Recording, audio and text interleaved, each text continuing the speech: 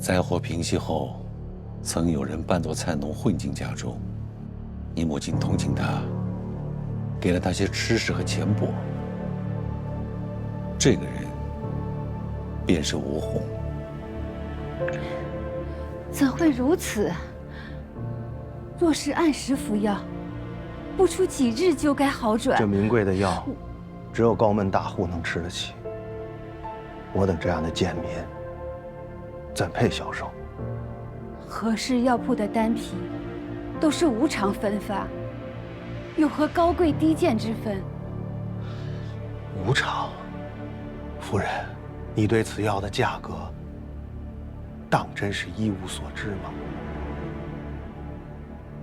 难道我的丹皮被高价卖给了患病百姓？若能高价买到也罢，你那些药根本不会卖给寻常百姓，而是送进了高官权贵的府中。怎会如此？这救命的药一包难求，正是个发财的好机会。看来，那何店主也没有告诉你实情了。外面早已尸横遍野。若是半月之前，何家药铺前确实跪满了人，从早到晚不停地磕头只求一包药。可如今，那些求药的人早已下了黄泉，在那些冤魂当中，就有我的一家老小。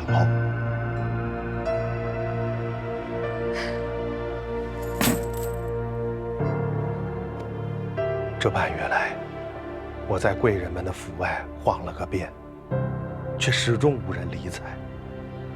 今日若是何店主在家，恐怕也会把我赶走。因缘际会，偏偏让我遇到了你。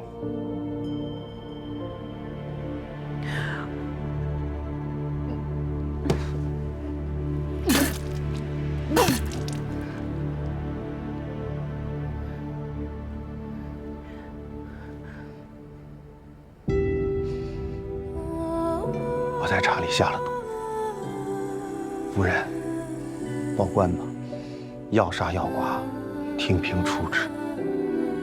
命运弄人呐！我本想为我的家人报仇，可谁知你作为这药的源头，却对此事毫不知情。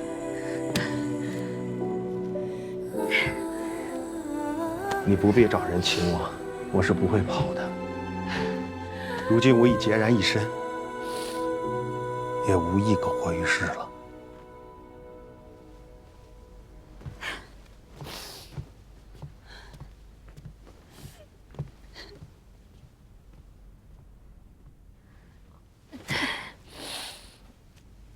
这是最后一点冰晶牡丹的根皮，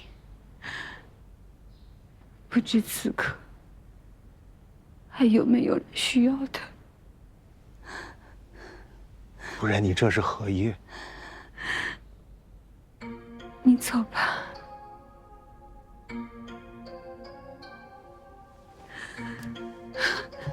你不报官吗？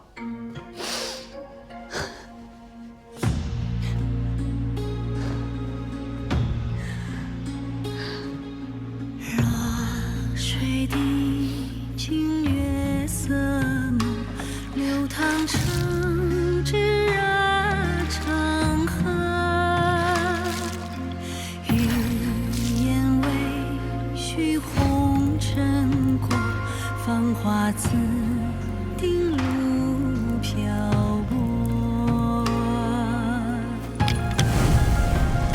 蓦然凡尘锁，七岁素颜忘采，笑看风雨泛尘埃。花开傲骨迎天色，不凋落，莫负流芳斑驳。原来当初那场大火并非意外，而是母亲亲手。你母亲叮嘱我瞒着你，但我知道，总有一天你会察觉的。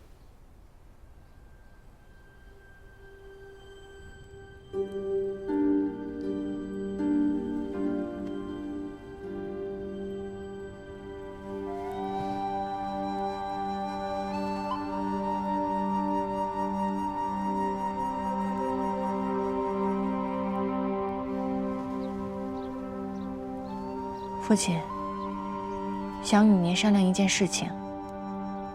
我打算寻找当年患病离世者的遗孤亲眷，若需救济，则竭力帮扶，亦会列出逝者名册，为他们好生建冢立碑。让为父来做吧。当年你并不知情，为父愧对你。您当初也是为了我跟母亲免受祸灾，您无需向我道歉。何况我也是何家人，我有责任去弥补当年的受难者。我想母亲也会希望我这样做的。牡丹，为父知晓你聪颖能干，可你身为女子，不应该忧虑这些。世间本多苦楚，女子难以承受啊！你只身闯荡长安，受了很多的罪。幸好嫁入蒋家，找了个好夫君啊。那蒋长阳虽然名声不假，可毕竟是高门贵户啊，能保证你不受苦、不被欺。你现在要向前看，要好好的操持家事，服侍夫君，延绵子嗣，谋求荣宠，这样才能换得长久的安乐。父亲，我与您在谈弥补，您却同我讲，内宅争宠方能安乐。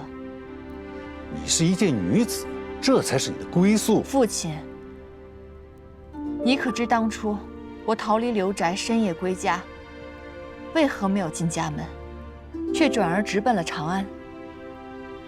因为当时刘家来抓人的时候，我就在不远处。我听到了你们的谈话，您亲口说道，女子唯一的归宿便是婚嫁，若是找到我，定会把我送回刘家。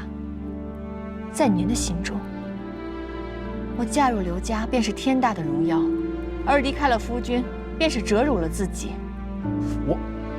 我当时不知道刘家是要害你的命啊！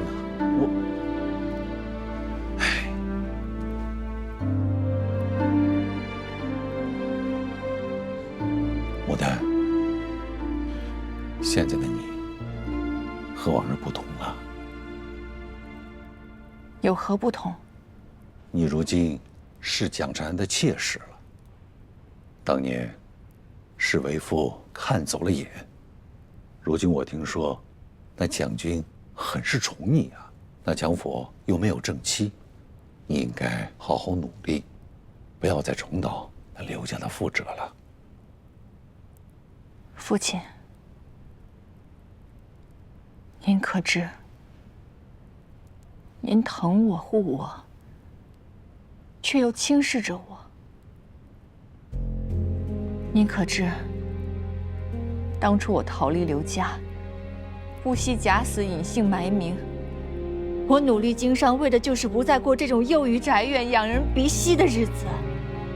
牡丹，你想的太简单了。你根本不知，这经商养家是有多难。